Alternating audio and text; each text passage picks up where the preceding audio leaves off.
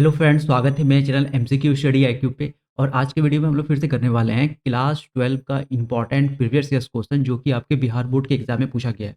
देखो, आज भी जो रिमेनिंग 2022 का क्वेश्चन बचा हुआ है वो सारा क्वेश्चन करने वाले हैं। ऐसा क्वेश्चन हम सेलेक्ट किए हैं जो कि सारे बच्चों के लिए इंपॉर्टेंट है। देखो, 75 मार्क्स का क्वेश्चन पूछा जाता है। ऑब्जेक्टिव में बात कर रहे हैं तो 75 मार्क्स में आपको 40 से 45 मार्क्स का क्वेश्चन ईजी पूछा जाता है फिजिक्स में, थ्योरेटिकल टाइप का। तो आपको कितना बनाना है? तो 75 में 35 क्वेश्चन ही सॉल्व करना है। तो देखो, 45 क्वेश्चन तो आपका ईजी पूछा जाता है। अगर आप ईजी क्वेश्चन को अच्छे से टैकल कर लोगे, याद कर लोगे, तो आप 35 में 35 आराम से आपको आ जाएगा। ठीक है। उसके अलावा फिजिक्स में न्यूमेरिकल भी पूछा जाता है, टफ क्वेश्चन, कॉन्सेप्ट वाले भी क्वेश्चन पूछे जाते हैं। लेकिन हम ऐसा क्वेश्चन ले रहे हैं कि जो कि अगर अंत समय में भी ये वीडियो देख रहे हैं, दिसंबर के समय में या नवंबर के समय में, तो उनके लिए कोई दिक्कत नहीं होने वाला है। टोटल क्वेश्चन बहुत ईजी है, सिंपल है। आज का पहला क्वेश्चन कर रहे हैं। देखो, ये सब न्यूमेरिकल आपसे बनना चाहिए क्योंकि ये सब बहुत इजी क्वेश्चन है। कह रहा है 4 डायोप्टर क्षमता वाले लेंस की फोकस दूरी होती है। What is the focal length of a lens with dioptre 4 power. ठीक है। देखो, पहली बात तो याद रखना है, पावर का एसआई यूनिट क्या होता है? तो डायोप्टर होता है, पावर ऑफ लेंस का। ठीक है। पावर ऑफ लेंस का एसआई यूनिट यानी लेंस की क्षमता का एसआई मात्रक क्या होता है? डायोप्टर होता है। तो हमें पावर दिया हुआ है कितना? तो 4 डायोप्टर। ठीक है। 4 डायोप्टर हमें क्या दिया हुआ है? पावर दिया हुआ है। पावर हमें दिया हुआ है 4 डायोप्टर यहाँ पे। और हमें निकालने क्या बोल रहा है? तो फोकल लेंथ। फोकल लेंथ पूछ रहा है। 1 मिनट, और हमारा जो फोकल पावर का फॉर्मूला, पावर और फोकल लेंथ पे रिलेशनशिप क्या होता है, पहले ये बात जान लो। तो पावर इक्वल टू होता है 1/f। और ये जो फोकल लेंथ का जो एसआई यूनिट रखना है बच्चों, वो हर समय मीटर में रखना है। किसमें रखना है? इसका मीटर में। तो देखो, यहाँ सेंटीमीटर वाला ऑप्शन ऐसे ही गलत हो जाएगा क्योंकि एसआई यूनिट नहीं मैच कर रहा है हमारा फोकल लेंथ से। और अब देखो, यहाँ पे हमें डायोप्टर दिया, पावर दिया हुआ है 4। 4 इक्वल्स टू 1/f। तो ये क्रॉस मल्टीप्लाई होके 4 को नीचे भेज देगा। तो कर देते हैं, यहाँ पे f बराबर क्या हो जाएगा? 1/4। और मीटर ये फिक्स रहता है, ये फिक्स्ड एसआई यूनिट है। तो इसमें आपको कुछ छेड़छाड़ नहीं करना क्योंकि ये डेफिनेशन से ही आया हुआ है ये। अब देखो, जैसे 1/4 करेंगे तो ये कितना हो जाएगा? 0.25 मीटर। तो देखो, 0.25 मीटर हमारा ये ऑप्शन सही हो जाएगा। यहाँ पे 0.35 है तो ये गलत हो जाएगा। एसआई यूनिट क्या होता है फोकल लेंथ का? तो मीटर में होता है। और पावर ऑफ लेंस का एसआई यूनिट क्या होता है? तो डायोप्टर में होता है।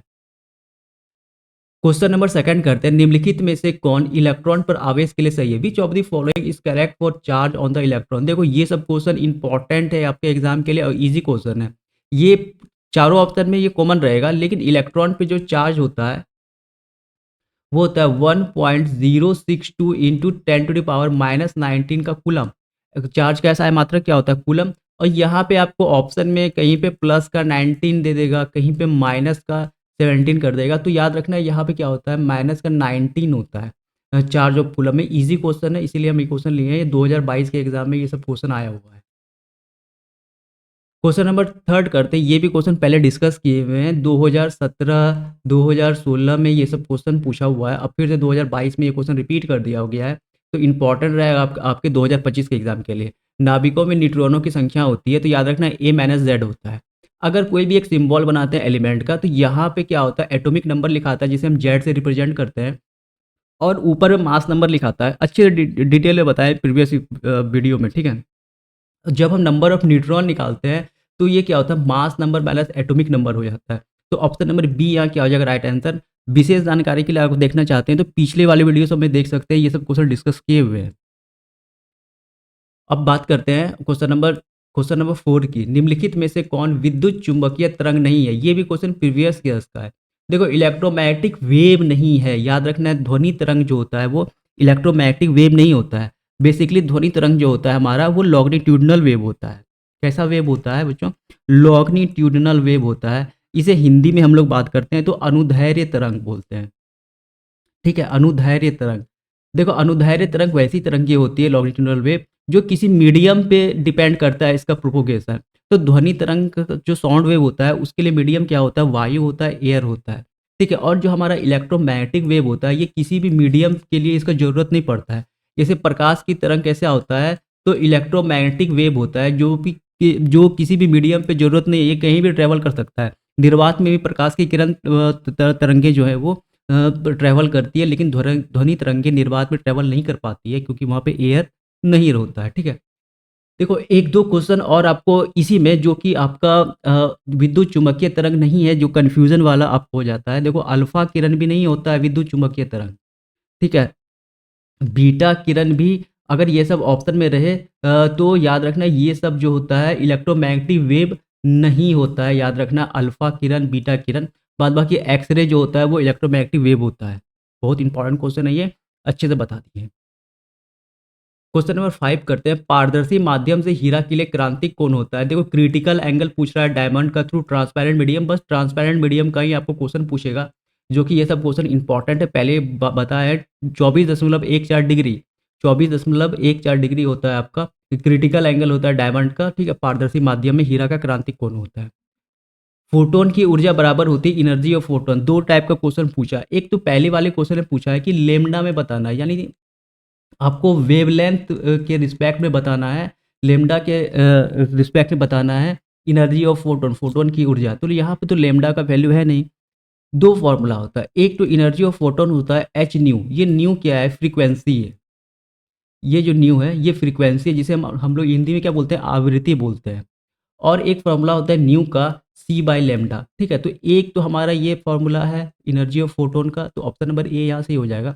अगर आपको प्रीवियस ईयर में पूछा है कि लेमडा के रिस्पेक्ट में बताना है एनर्जी ऑफ फोटोन का, तो याद रखना ये जो न्यू है इसी की जगह पर हम सी बाई लेमडा पुट कर देंगे, तो ई इक्वल टू क्या हो जाएगा? H C by lambda. तो ये दो फॉर्मूला है।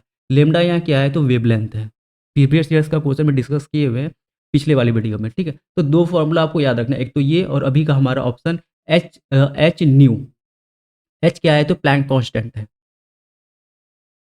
बात करते हैं क्वेश्चन नंबर 7, चुंबकीय क्षेत्र की तीव्रता एच बराबर होती है the strength of magnetic field H equal to. देखो क्या होता है यहाँ पे, ये एक फॉर्मूला होता है हमारा mu equal to B by H, ठीक है? लेकिन देखो यहाँ म्यू नॉट दिया हुआ, यानी किसी माध्यम में बात कर रहा है, एयर के माध्यम में जब भी बात करेगा तो यहाँ पर नॉट लगा देगा। तो देखो यहाँ पे हम नॉट लगा देते हैं और यहाँ पे नॉट लगा देते हैं। ये क्या है? इसे बोलते हैं हम लोग चुंबकशीलता, परमेबिलिटी इंग्लिश में बोलते हैं, हिंदी में चुंबकशीलता बोलते हैं। चुंबकन या चुंबकशीलता, शीलता, ठीक है? ये बी क्या है बच्चों? यहाँ पे इसे बोलते हैं चुंबकीय प्रेरण, चुंबकीय चुंबकीय प्रेरण, प्रेरण, ठीक है? ये एच क्या है यहाँ पे? ये एच है हमारा तीव्रता, जो ऊपर में लिखा हुआ है ना चुंबक क्षेत्र की तीव्रता, यही क्या है? हमारा एच। इसी को हम लोग एच से डिनोट करते हैं। तो हमें किसका वैल्यू निकालना है? एच का निकालना है। देखो एच इससे गुना होकर के इसको नीचे भेज देगा, तो एच बराबर क्या हो जाएगा? B naught upon mu naught, ठीक है? तो ये पूरा का पूरा रिलेशन आपको अच्छे से याद रखना है। इस रिलेशन पे इसी 2022 में भी एक क्वेश्चन पूछा हुआ है, यानी इस फॉर्मूला से आपको 2 क्वेश्चन पूछा है 2022 में। तो अभी के लिए आंसर क्या हो जाएगा? एच बराबर इक्वल टू क्या हो जाएगा? B naught upon mu naught. तो ऑप्शन ए यहाँ क्या हो जाएगा हमारा राइट आंसर। दिश धारा के लिए प्रेरण प्रतिघात होता, प्रेरणिक प्रतिघात होता है, ठीक है? इंडक्टिव रिएक्टेंस पूछ रहा है डीसी करंट का। इंडक्टिव रिएक्टेंस को हम लोग एक्सएल से डिनोट करते हैं। किसे डिनोट करते हैं? एक्सएल से डिनोट करते हैं। अच्छा डीसी करंट क्या होता है? पहले बात यह जानना पड़ेगा। डीसी करंट ऐसा करंट होता है कि जो टाइम के साथ जिसका वैल्यू चेंज ना हो, करंट का वैल्यू टाइम के साथ चेंज ना हो। और एसी करंट क्या होता है कि जिसका वैल्यू जो होता है, करंट का वैल्यू, वो टाइम के साथ क्या होता है? हमारा चेंज हो जाता है। तो ये एसी करंट का ग्राफ है और ये डीसी करंट का ग्राफ है। एसी करंट के ग्राफ में कुछ हमारा जो होता है फ्रीक्वेंसी का वैल्यू होता है, लेकिन डीसी करंट के ग्राफ में कुछ भी फ्रीक्वेंसी नहीं होता है। और एक फॉर्मूला होता है बच्चों omega equal to 2 pi F. अब जब यहाँ एफ का वैल्यू पुट करेंगे तो ओमेगा क्या हो जाएगा? ज़ीरो, ठीक है? हमें क्या निकाला? एक्सएल। और हमें पता है बच्चों कि एक्सएल जो हमारा होता है प्रेरणिक प्रतिघात, वो होता है ओमेगा एल। ये क्या होता है हमारा? तो ओमेगा एल होता है। अब जब यहाँ पे ओमेगा का वैल्यू हम जीरो पुट करेंगे तो zero into L equal to क्या हो जाएगा? जीरो। तो ऑप्शन नंबर ए क्या हो जाएगा यहाँ पर राइट आंसर। इंपॉर्टेंट क्वेश्चन है, 2 मार्क्स के भी क्वेश्चन में पूछता है कि इंडक्टिव रिएक्टेंस के बारे में बताइए, तो वहाँ फिर से एक बार डिस्कस करेंगे दोनों चीज़ को। अभी के लिए याद रखना है कि डीसी करंट के लिए प्रूफ करके थोड़ा बहुत हम बता दिए यहाँ पे आपको नॉलेज देने के लिए कि कैसे ये जीरो हो जाता है।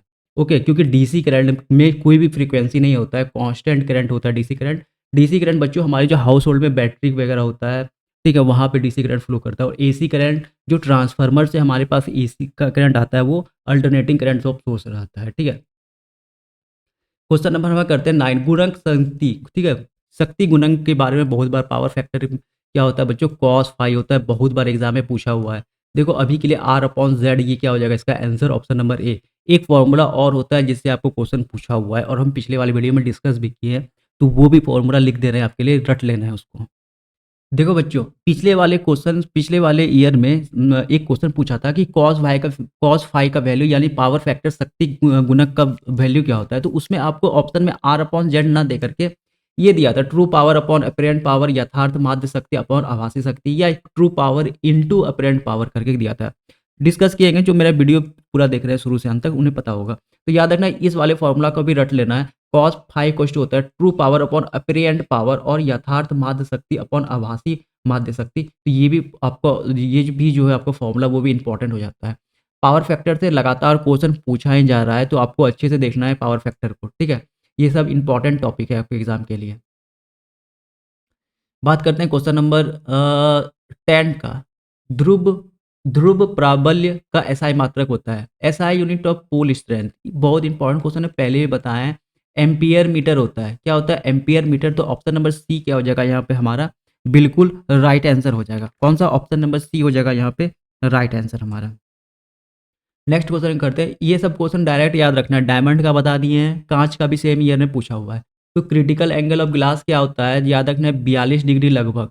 बहुत बड़ा लंबा प्रोसेस है इसको सॉल्व करने का, कैसे निकाला जाता है तो उतना आपको याद नहीं रखना है, कोई फायदा भी नहीं है, लेकिन आपको रट लेना है कि 42 डिग्री क्या होता है लगभग, अप्रॉक्स में आता है ये, लगभग में आता है। तो याद रखना है 42 डिग्री क्या हो जाएगा हमारा राइट आंसर। देखो कॉम्बिनेशन ऑफ लेंस का फॉर्मूला पूछा हुआ है, इंपॉर्टेंट है ये सब क्वेश्चन। दो लेंस है जिसका कॉम्बिनेशन ऑफ लेंस निकालना है, तो आपको पता होना चाहिए। हम लोग क्या करते हैं, डायरेक्ट सम कर देते हैं, अलजेब्रिक सम कर देते हैं पावर का, P1 प्लस P2 कर देते हैं। ये सब क्वेश्चन बहुत ही ज़्यादा इंपॉर्टेंट है आपके एग्जाम के लिए, याद रखना ये सब क्वेश्चन को। विद्युत चुंबकीय तरंगों की प्रकृति कैसी होती है, what is the nature of electromagnetic wave. याद रखना ट्रांसवर्स होता है, अनुप्रस्थ तरंगें होती है। ये प्रीवियस ईयर्स का भी क्वेश्चन है, लगातार क्वेश्चन रिपीट कर रहा है, ये सब इंपॉर्टेंट क्वेश्चन रहेगा। देखो प्रीवियस ईयर्स क्वेश्चन को अच्छे से करना है, फिर जो हमारा जो सैम्पल पेपर आएगा उसके क्वेश्चन को अच्छे से करना आपका काम बन जाएगा, उसके अलावा कुछ नहीं करना है, ठीक है। और जहाँ तक मेरे पास जो भी मटेरियल मिलता है प्रीवियस ईयर्स क्वेश्चन का या और भी इंपॉर्टेंट क्वेश्चन का, वो सब भी हम करवाएंगे आपको, ठीक है। तो देखो अभी के लिए तो प्रीवियस ईयर्स क्वेश्चन तो 100% आपको अच्छे से रट लेना है, प्रीवियस ईयर्स क्वेश्चन को नहीं छोड़ के जाना है एग्जाम में।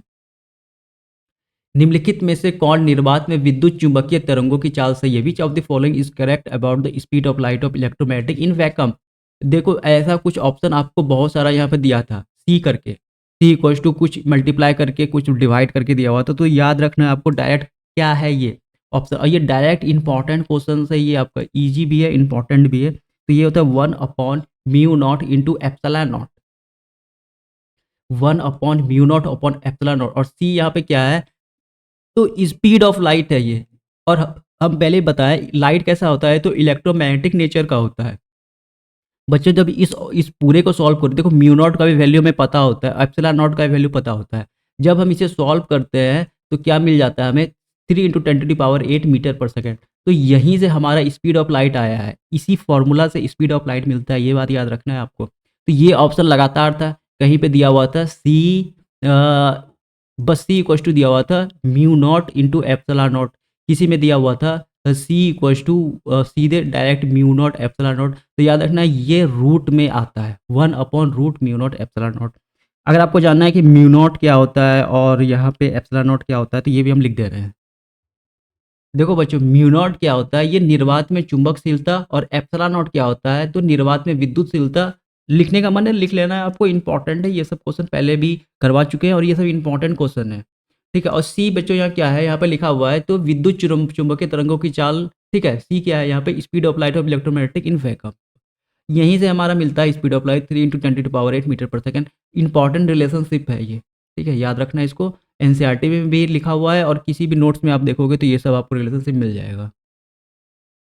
किसी बिंदु पर विद्युत क्षेत्र की तीव्रता होती है, what is the strength of electric field at any point. तो एट एनी पॉइंट के लिए पूछ रहा है, ये डेरिवेशन टाइप का है लेकिन आपको फॉर्मूला में पूछ रहा है। तो याद रखना एट एनी पॉइंट के लिए क्या होता है हमारा, ई इक्वल टू F/Q। तो 15 का हो जाएगा क्या, ई इक्वल टू F/Q। बच्चों यहाँ F क्या है, तो फोर्स है, बल है, अपॉन यहाँ पे Q क्या है, तो चार्ज है, आवेश है। ठीक है? तो बल या फोर्स अपॉन चार्ज क्या होता है हमारा, किसी भी पॉइंट पे इलेक्ट्रिक फील्ड का वैल्यू होता है। ये फॉर्मूला बेस्ड क्वेश्चन आपको अच्छे से याद रखना है, ये सब ईजी क्वेश्चन में है। ऐसा क्वेश्चन और भी पूछा है लेकिन वो सब टफ टफ क्वेश्चन है, तो आपको ईजी क्वेश्चन को अच्छे से याद करके रखना है। देखो यदि म्यूजी, ये देखो ये ऐसे लिखा था, यदि म्यूजी इक्वल टू क्या है 3/2। ये म्यू क्या है बच्चों यहाँ पे, ये जो आपका म्यूजी है ये रिफ्लेक्टिव इंडेक्स ऑफ गिलास है। ये क्या है, रिफ्लेक्टिव इंडेक्स ऑफ गिलास है। ट्रिक बता देना है कैसे सॉल्व करना है। और ये बच्चों यहाँ म्यू डब्ल्यू क्या है, तो डब्ल्यू से वाटर, तो ये है रिफ्लेक्टिव इंडेक्स ऑफ वाटर। ठीक है, रिफ्लेक्टिव इंडेक्स ऑफ वाटर है। और हमें निकालना क्या है, देखो म्यू बेस में जी है और ऊपर में डब्लू है। तो देखो यहाँ पे क्या लिखा था ना, इसके जो नीचे लिखा रहता है इसी का वैल्यू निकालना रहता है हमें। देखो इसके नीचे डब्लू था तो ये इसका, इसके नीचे वाटर है, डब्लू का, वाटर का डब्लू लिखा हुआ है तो इसका वैल्यू दिया है। तो हमें निकालना है रिफ्लेक्टिव इंडेक्स ऑफ गिलास, इसके नीचे गी जी लिखा हुआ है यहाँ पे, तो इसका हमें वैल्यू निकालना रहता है, कंफ्यूज नहीं करना है। कोई बोलेगा सर वाटर का भी तो निकाल सकते हैं, नहीं, जो इस म्यू के नीचे निकाल लिखा रहता है उसी का हम लोग रिफ्लेक्टिव इंडेक्स निकालते हैं। तो निकालना क्या है हमें, reflective index of glass with respect to water. Reflective index of glass with respect to water. अब कैसे निकालते हैं ये देखो, तो ये फॉर्मूला क्या हो जाता है स्नेल्स लॉ के अकॉर्डिंग। देखो नीचे जो है ना उसको ऊपर में लिखना है, तो एन जी हम ऊपर में लिख लेंगे। इस एन जी जो नीचे लिखा है उसको ऊपर, और जो ऊपर लिखा है उसको नीचे लिख लेना है, नीचे एन डब्ल्यू। देखो एन जी का वैल्यू क्या है 3/2। ठीक है, और एन, और यहाँ पे डब्ल्यू, या सॉरी एक मिनट, यहाँ पे म्यूजी लिख लो। ठीक है, ये म्यूजी, और यहाँ पे क्या लिख लो, म्यू डब्ल्यू। ठीक है, जो नीचे है उसको ऊपर लिखना है, जो ऊपर है उसको नीचे लिखना है उसका वैल्यू। और म्यू डब्ल्यू का वैल्यू क्या है, रिफ्लेक्टिव इंडेक्स ऑफ वाटर का 3/4। तो देखो ये क्या हो जाएगा, ऊपर चले जाएगा 3 और 4 नीचे आ जाएगा अकॉर्डिंग टू मैथमेटिक्स। तो 4 दूनी 8, 3 तिया 9, 9/8। देखो ऑप्शन नंबर सी हमारा राइट आंसर हो जाएगा। सिंपल क्वेश्चन रहता है, कुछ नहीं, बस ट्रिक बता दिए। जो नीचे रहता है reflective index of glass with respect to water निकालना है, तो जो नीचे रहता है उसको ऊपर लिखना है, जो ऊपर रहता है उसको नीचे लिख देना, उसका रिफ्लेक्टिव इंडेक्स को सॉल्व कर देना है, आंसर सही आ जाएगा। बहुत इंपॉर्टेंट क्वेश्चन है, पूछ रहा है आजकल, ये सब क्वेश्चन ट्रेंडिंग में चल रहा है। देखो 7 करता आर इंटू सी का विमयी सूत्र होता है, dimension formula of R into C. अब यहाँ पे आर क्या है और सी क्या है ये बात जान लो। देखो आर है बच्चों यहाँ प्रतिरोध, तो प्रतिरोध का फॉर्मूला क्या होता है सबको पता होना चाहिए। V इक्वल टू क्या होता है ओम्स लॉ के अकॉर्डिंग आई आर। तो आई इक्वल टू क्या हो जाएगा V/I, sorry R equal to क्या हो जाएगा V/I। तो हम यहाँ क्या लिख सकते हैं V/I। ठीक है, कैपेसिटेंस का फॉर्मूला बताए थे धारिता का, अस्सी यहाँ क्या बच्चों धारिता का है। धारिता बराबर क्या होता है Q/V। ठीक है, धारिता बराबर क्या होता है Q/V। तो अब देखो हमें क्या निकालना है, आर इंटू, हमें निकालना है बच्चों आर इंटू सी का विमयी सूत्र। तो सबसे पहले हम क्या करेंगे, दोनों को मल्टीप्लाई कर दो। देखो कट क्या रहा है, तो ये से ये गया है यहाँ पे, अब बचा क्या है, तो Q/I। यहाँ क्या बचा Q/I। एक बात और याद रखना है, यहाँ पे देखो फॉर्मूला में देखो m के टर्म में और t के टर्म में दिया हुआ है, MLT है, MLT है। ठीक है, यहाँ पर ना तो m है दिख रहा है, t यहाँ पे दिख नहीं रहा है। देखो m l सब में जीरो है, यहाँ भी जीरो है, यहाँ भी जीरो है, यहाँ भी जीरो है, सब में जीरो है। तो m और l का तो कोई टर्म आएगा नहीं, मास नहीं होता है ना, तो यहाँ पे लेंथ होगा। टी का टर्म आना चाहिए, लेकिन हमें एक फॉर्मूला और पता है, चार्ज करंट बराबर क्या होता है, तो चार्ज इंटू टाइम। अब यहाँ पे देखो एक फॉर्मूला और लिख दो, यहाँ पे आई को चार्ज इंटू टाइम लिख दो। चार्ज से चार्ज गया, और देखो टी को हम क्या लिख सकते हैं, कैपिटल टी, कैपिटल टी। अब ये ऊपर जाएगा तो -1 आ जाएगा, यानी हमें, हमारे पास ना तो मास है तो मास जीरो, ना तो लेंथ है तो लेंथ जीरो, और टाइम का क्या आ गया -1। तो ऑप्शन नंबर ए यहाँ क्या हो जाएगा राइट आंसर। आपको कुछ इस टाइप से सॉल्व करना था। ट्रिक बता दिए कैसे करना है, यही ऐसा ही क्वेश्चन आपको अच्छे से रट के जाना है, या फिर हो सकता है हूबहू पूछ दे। तो हम बता भी दिए माध्यम कि कैसे आपको सॉल्व करना है ये सब क्वेश्चन को। ओके, फॉर्मूला पुट करना है, फॉर्मूला कटाना है, फिर से टाइम का, हमको टाइम यहाँ पे नहीं गिवन था, टाइम यहाँ कहीं नहीं दिख रहा था, लेकिन हमें पता है करंट बराबर क्या होता है, तो चार्ज गुने समय, चार्ज इंटू टाइम। तो हम यहाँ पे पुट करके क्यू कटा दिए, और टाइम का ऐसा यूनिट क्या, तो कैपिटल टी से लिखते हैं, और ये क्या हो जाएगा ऊपर चले जाता है। आपेक्षिक चुंबकशीलता बराबर होती है रिलेटिव परमेबिलिटी। बहुत बार ये क्वेश्चन हम बताए हुए हैं। ठीक है, बहुत बार ये क्वेश्चन बताए हुए, तो रिलेटिव परमेबिलिटी को हम लोग म्यू आर से डिनोट करते हैं। किसे डिनोट करते हैं, म्यू आर से डिनोट करते हैं। तो म्यू आर बराबर हो जाता है mu upon mu naught. Mu R बराबर क्या हो जाता है म्यू अपॉन म्यू नॉट। यही आपका बहुत सारा ऑप्शन था यहाँ पे लिखा हुआ है, कुछ कुछ गलत था। म्यू आर बराबर म्यू नॉट अपॉन म्यू लिखा हुआ था, कहीं पे गुना करके लिखा हुआ था, म्यू आर बराबर म्यू नॉट इंटू म्यू ऐसे करके कुछ लिखा हुआ था। तो आपको याद रखना है ये फॉर्मूला म्यू आर यानी रिलेटिव परमिबिलिटी बराबर होता है म्यू अपॉन म्यू नॉट। तो ऑप्शन यहाँ पे जो भी सही होता आप टिक कर सकते थे। डायरेक्ट आपको ये वाला रिलेशनशिप याद रखना है। किसी निम्नलिखित में से कौन टेंजेंट के नियम के सही है? Which of the following is correct for tangent rule. यहाँ भी फॉर्मूला पूछा हुआ था, तो टेंजेंट रूल के अकॉर्डिंग बी इक्वल टू होता है बी एच टेन थीटा। ये सब इंपॉर्टेंट और डायरेक्ट वाला फॉर्मूला बेस्ड क्वेश्चन है, याद रख लेना है अच्छे से। क्वेश्चन रिपीट करेगा ये सब क्वेश्चन बार बार आपके एग्जाम में। तो B equal to B H tan theta tangent के नियम से यही आपका क्या होगा, करेक्ट होगा। बाद बाकी जब 2 नंबर का क्वेश्चन सॉल्व करेंगे तो वहाँ पे अच्छे से डिस्कस करेंगे ये सबको, ठीक है। आज का लास्ट क्वेश्चन करने वाले हैं, निम्नलिखित में से गतिशीलता के लिए कौन सही है? Which of the following is current for mobility. तो मोबिलिटी को हम लोग बच्चों म्यू से डिनोट करते हैं, मोबिलिटी ऑफ करंट को हम लोग म्यू से डिनोट करते हैं। तो म्यू इक्वल टू हो जाएगा वी डी अपॉन ई। क्या होगा, वी डी अपॉन ई। अब देखो यहाँ पे ये सब क्वेश्चन फॉर्मूला बेस्ड तो आपको पूछा ही है। देखो वी डी बराबर क्या होता है, drift velocity, drift velocity upon E बराबर क्या होगा बच्चों, इलेक्ट्रिक फील्ड, इलेक्ट्रिक फील्ड, ठीक है। हिंदी में बोले तो इसे होगा अपवाह वेग। ये करंट का आपको क्वेश्चन पूछा हुआ है, ठीक है। चैप्टर सेकंड जो है फिजिक्स का, वहां से क्वेश्चन आया। अपवाह वेग अपॉन विद्युत क्षेत्र, विद्युत क्षेत्र, इलेक्ट्रिक फील्ड मतलब विद्युत क्षेत्र, ठीक है। तो ये फॉर्मूला होता है हमारा डिप मोबिलिटी ऑफ करंट का। इजी क्वेश्चन है ये सब क्वेश्चन छूटना नहीं चाहिए, फॉर्मूला बेस्ड क्वेश्चन है। ये सब क्वेश्चन को याद रखना है। फॉर्मूला बेस्ड क्वेश्चन आपको 10-12 मार्क्स का देखने को मिलेगा एग्जाम में, और ये सब इजी इजी क्वेश्चन है, ठीक है। तो मिलेंगे अगले वीडियो में, तब तक के लिए thank you and all the best.